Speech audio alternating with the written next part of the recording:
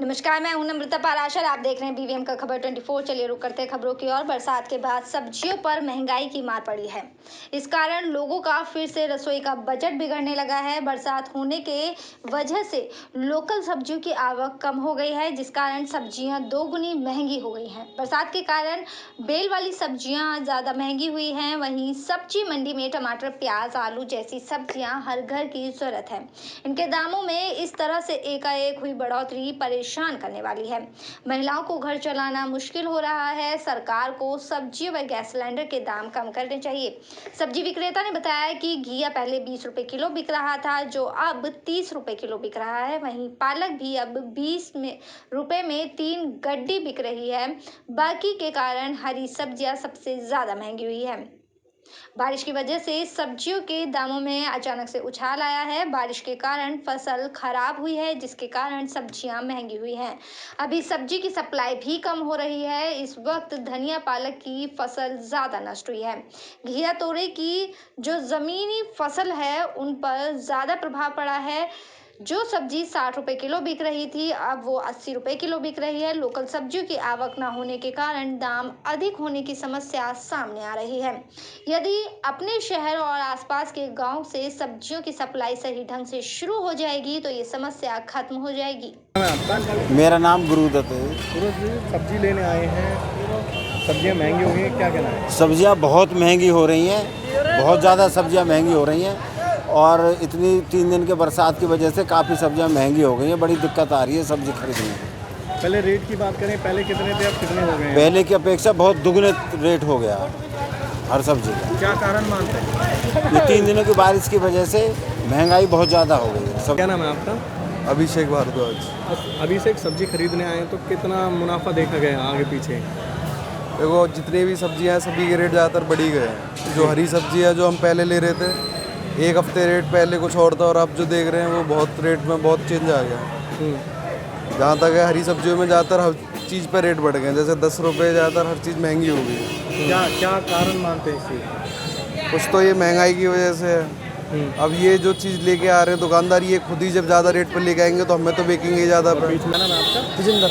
विजेंद्र, बारिश के कारण कौन कौन सी सब्जी महंगी हो गई है? भाई जो हरी सब्जी लोकल की है वो सारी महंगी हुई है।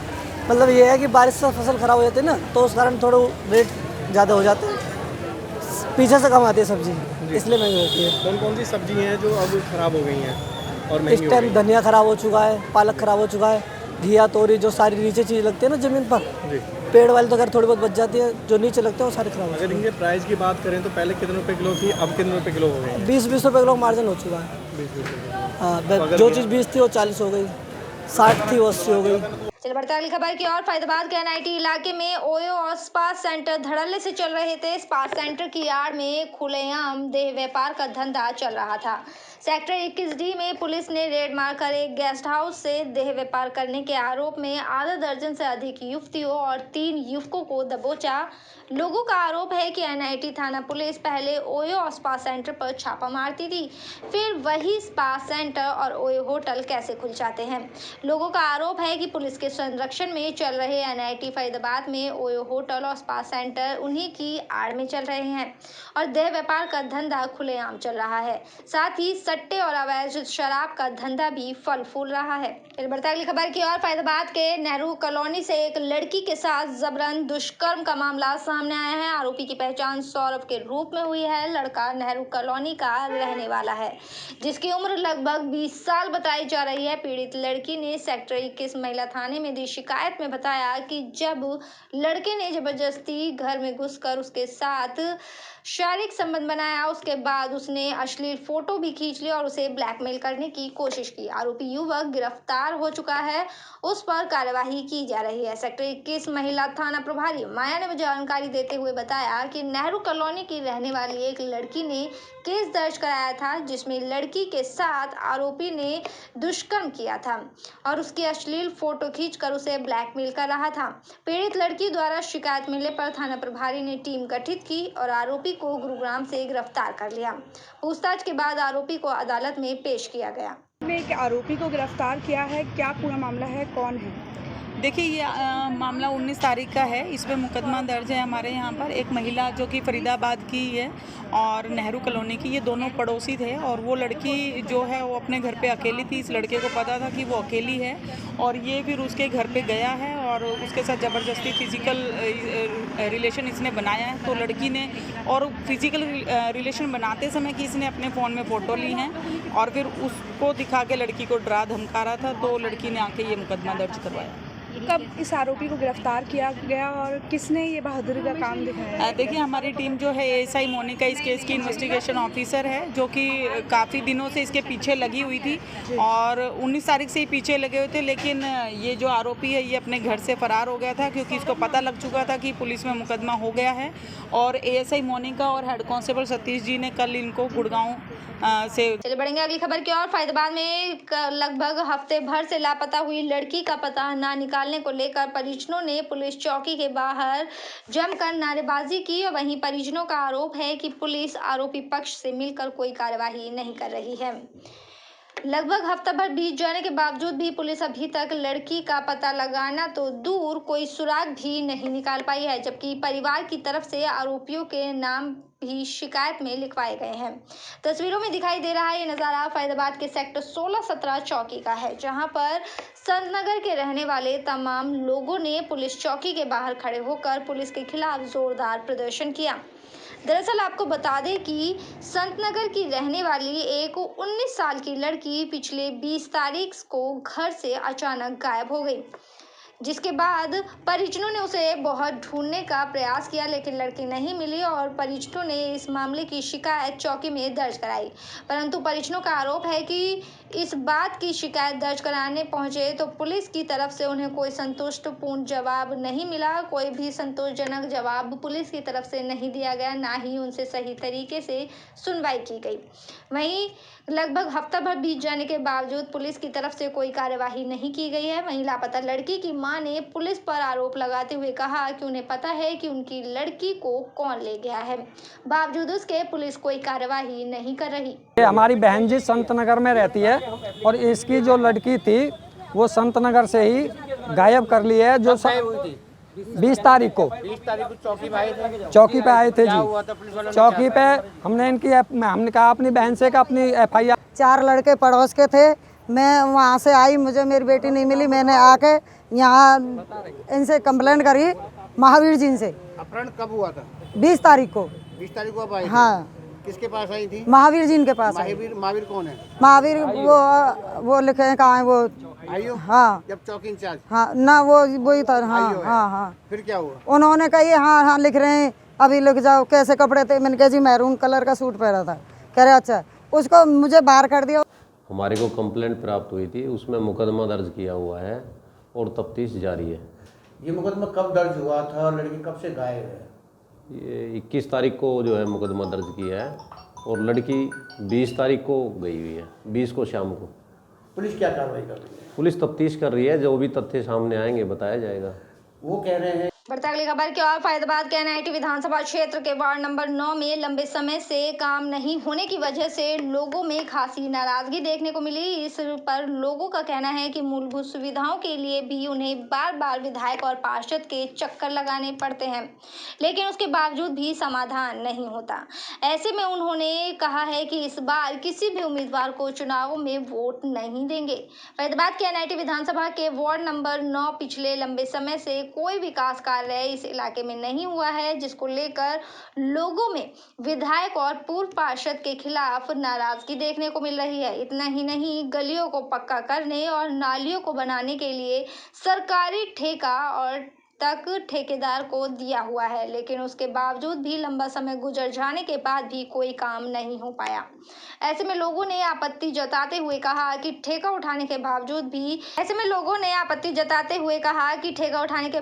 भी यहां पर कोई काम नहीं हुआ है। आगे रख दिए सब पानी, बिना बारिश के ही पानी भरा रहता है। बारिश आ जाती है, घरों में पानी आ जाता है। छोटे छोटे बच्चे कहाँ खेले? और वैसे भी डेंगू का सीजन आ रहा है, फिर बीमारियां स्टार्ट हो जाएंगी।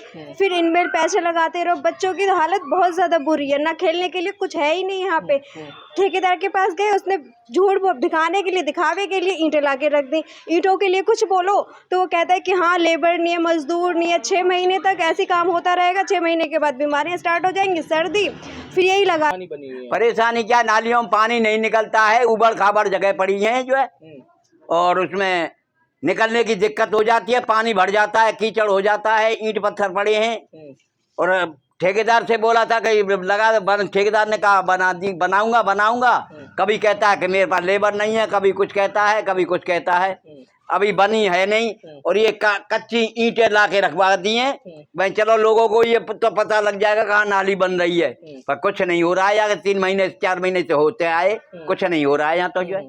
क्या कहता है ठेकेदार जब? और ठेकेदार कहता है कि मेरे को लेबर नहीं मिलती है, कोई कहता है, कभी कहता है कि जो कुछ नहीं हो रहा है साहब, मेरे को वहाँ से पैसे नहीं मिल रहे हैं, वहाँ से बोल। चलिए बढ़ते अगली खबर की और। ग्रीवेंस कमेटी की बैठक लेने पहुंचे डिप्टी सीएम दुष्यंत चौटाला के सामने उस वक्त जुबानी जंग देखने को मिली जब कांग्रेसी विधायक नीरज शर्मा ने अपने विधानसभा में सीवर और सड़क का मुद्दा उठाया, जिस पर डिप्टी सीएम ने तो नीरज शर्मा की पीठ थपथपाई। लेकिन इसी बीच बीजेपी विधायक नरेंद्र गुप्ता ने ऐतराज जताते हुए फरीदाबाद में दर्जनों समस्याएं बतानी शुरू कर दी। विधायक नरेंद्र गुप्ता का तर्क था कि ग्रीवेंस कमेटी जनता के लिए है, इसमें विधायकों को अपनी समस्या नहीं रखनी चाहिए। डिप्टी सीएम दुष्यंत चौटाला एक तरफ जहां सभी विधायकों से ग्रीवेंस कमेटी की बैठक में एक शिकायत हर बार रखने के लिए कह रहे थे, तो वहीं नरेंद्र गुप्ता ने कहा कि ये मंच विधायकों की शिकायत का नहीं है, विधायक और अधिकारियों की एक साथ बैठक करके भी मसले को निपटाया जा सकता है। नीरज शर्मा ने डिप्टी सीएम द्वारा उनके विधानसभा के मसले को सुलझाने की कोशिश पर उनका धन्यवाद किया, तो बीजेपी विधायक नरेंद्र गुप्ता ने भी बाद में अपनी ही विधानसभा का भी मामला उठाते हुए कई शिकायतों को गिनाना शुरू कर दिया। फिर भी नरेंद्र गुप्ता बीच बीच में वो इसी बात को लेकर अड़े रहे कि यह आम लोगों की शिकायत का मंच है, इसलिए यहाँ विधायकों को अपनी शिकायतें नहीं रखनी चाहिए। विधायकगण सब अधिकारियों के संपर्क में रहते हैं, चाहे वो कमिश्नर हो, चाहे डीसी हो, चाहे वो डायरेक्टर अर्बन लोकल बॉडी हो, चाहे पीडब्ल्यूडी के लोग हों, किसी भी डिपार्टमेंट के लोग हों, सभी मंत्रियों से हमारा संपर्क रहता है। माननीय आदरणीय मुख्यमंत्री जी मंगलवार को सभी विधायकों से ओपन मंच पे मिलते हैं, हम अपनी समस्याएं उनको बताते हैं और उनसे उस समस्याओं का समाधान कराते हैं। तो डिप्टी सीएम कह रहे हों कि आप भी शिकायत रखिए, विधायकों को सबको ऑफर हो, तो मुझे कोई दिक्कत नहीं है, उनका अपना मन होगा तो सभी लोग उस तरह से बात करेंगे। हम लोग, हमारा अपना मानना है कि ये मंच मेरे पूरे जनता के लिए है, जो अपनी बात कहीं मुख्यमंत्री तक डायरेक्ट नहीं पहुंचा पाए, उसके लिए उनका समय का हनन नहीं होना चाहिए। हमारे चौधरी साहब खड़े हैं, इनको चीफ मिनिस्टर के पास जाने में दिक्कत होगी, इनको किसी मंत्री से दिक्कत होगी, तो ये अपनी मुद्दा ग्रीवेंसेज कमेटी में रखेंगे। अगर हम 6 विधायक हैं, अपनी एक एक समस्या रखेंगे तो समय खत्म हो जाएगा। तो बहुत जल्दी मेरे मामले को संज्ञान में लिया और ग्रीवेंस कमेटी में संबंधित अधिकारियों को आदेश दिए, क्योंकि जीवन नगर पार्ट 1 पार्ट 2 वैद रोड और बाल कल्याण पॉकेट और आश्रम रोड, ये रोड तो हमारे यहाँ बहुत नरक है। हालांकि जब मैंने बात रखी अपनी, तो सत्ता पक्ष के विधायकों का भी दर्द निकल के आया। उन्होंने भी अपनी व्यथा रखी कि नीरज जी, सिर्फ आपकी विधानसभा ऐसी नहीं है, हमारी भी ऐसी है। अरे भाई, जब जनता की तकलीफ है तो झूठे बयान क्यों देते हो? अखबारों में काम हो रहे हैं और विकास पुरुष और उज्ज्वल पुरुष और मनोहरी पुरुष और फरहानी पुरुष, अरे छाती पीट पीट के रो कि ये समस्या, जनता ने हमें चुना किस लिए? हम कोई एग्जीक्यूटिव तो है नहीं कि हम जाके नाली बनाएंगे, हम सड़क बनाएंगे या अपने घर से पैसा लगाएंगे। हमारा काम है जनप्रतिनिधि का कि जनता ने हमें चुना है, जनता की समस्या हम सरकार तक पहुंचाएं। हम वही कार्य नहीं करेंगे तो कैसे बात बनेगी? चलिए बढ़ेंगे अगली खबर की ओर। पलवल शहर के मंदिरों में जय माता दी के जयकारों के साथ शारदीय नवरात्र पर्व शुरू हो गया है। नवरात्र के पहले दिन दुर्गा मां के मंदिरों में पूजा अर्चना करने वाले श्रद्धालुओं का सुबह से ही तांता लगना शुरू हो गया। श्रद्धालुओं ने मंदिर में माता के प्रथम स्वरूप शैलपुत्री की पूजा अर्चना कर व्रत की शुरुआत की। शहर के सभी मंदिरों को भव्य ढंग से सजाया गया है। घरों में भी श्रद्धालुओं ने कलश स्थापना के साथ व अखंड ज्योत जलाकर उत्साह से नवरात्र की शुरुआत की। शहर के कमेटी चौक स्थित देवी मंदिर, लक्ष्मी नारायण मंदिर, श्री गंगा लक्ष्मी नारायण मंदिर, कैला देवी के स्थित काली माता मंदिर, श्री दुर्गा मंदिर, पंचोवन मंदिर, जंगेश्वर मंदिर, रेलवे रोड स्थित खोटा मंदिर व कलूटी हनुमान मंदिर सहित अन्य सभी मंदिरों में सुबह से ही श्रद्धालु माता की पूजा अर्चना के लिए आने शुरू हो गए थे। माता दी सबसे पहले सभी भक्तों के लिए ये वर्ष में 2 बार नवरात्रि आते हैं। ये शरद ऋतु की नवरात्रि प्रारंभ हो चुकी है, जो कि आज 26 तारीख से 26 सितंबर से शुरू हो गई हैं। इस दिन सबसे पहले माँ भगवती शैलपुत्री की पूजा की जाती है। हमारी नवदुर्गाएँ हैं। प्रथम शैलपुत्री च, द्वितीय ब्रह्मचारिणी, तृतीय चंद्रकथा कुष्मांडिका चतुष्टकम, पंचम स्कंद मातेति, षष्ठम कात्यायनी तिथि, सप्तम कालरात्रि च, महागौरी चाष्टकम, नवम सिद्धदात्री च। हमारी जो 9 दुर्गाएँ, इनकी 9 दिन पूजा होती है और 10वें दिन दशहरा के दिन माँ भगवती का विसर्जन किया जाता है। ये हर जगह बड़े हर्षोल्लास के साथ मनाया जाता है। और हमारा जो नववर्ष है, जो गर्म ऋतु में जो हमारे नवरात्रि प्रारंभ होते हैं, उस समय ही हमारे नए संवत की प्रारंभ भी होता है। उस चैत्र मास में जो नवरात्रि आते हैं, उससे हमारा जो नया वर्ष प्रारंभ होता है। और एक वर्ष के अंदर 2 नवरात्रि आते हैं। ये जो दूसरे, इसको शरद ऋतु के नवरात्रि भी कहा जाता है। सभी इसमें अपनी श्रद्धानुसार सभी व्रत भी रखते हैं और भक्त लोग जो भी हैं वो आते जाते रहते हैं मंदिर में पूजा। तो वहीं पलवल में ही 11 साल की बच्ची को बहला फुसला कर एक पड़ोसी बच्ची को अपने कमरे में ले गया और उसके साथ घिनौनी वारदात को अंजाम दिया। साथ ही साथ किसी को बताने पर आरोपी बच्ची को जान से मारने की धमकी भी दी। बच्ची के गुमसुम रहने पर उसकी मां ने पूछा तो मामले का खुलासा हुआ। महिला थाना पुलिस ने बच्ची की मां की शिकायत पर नामजद आरोपी के खिलाफ मुकदमा दर्ज कर लिया है। अभी तक आरोपी की गिरफ्तारी नहीं हो पाई है। महिला थाना प्रभारी इंस्पेक्टर सुशीला देवी के अनुसार मध्य प्रदेश निवासी एक महिला ने शिकायत दर्ज करवाई है कि वो फिलहाल शहर की एक कॉलोनी में किराए के मकान पर रहती है। उसकी 11 साल की बेटी को पड़ोस के रहने वाले मुकेश नाम के युवक बीते कुछ दिन पहले अपने घर पर बहला फुसला कर ले गया। युवक बच्ची को शहर में एक कमरे में ले गया और उसके साथ दुष्कर्म किया। दुष्कर्म के बाद आरोपी ने बच्ची को धमकी दी कि इसके बारे में अगर किसी को बताया तो पूरे परिवार को जान से खत्म कर देगा। बच्ची के गुमसुम रहने पर उसने पूछा, जब बच्ची की मां ने बच्ची से पूछा तो उसने अपनी आप बीती बताई और पुलिस ने शिकायत के आधार पर मुकदमा दर्ज कर लिया है।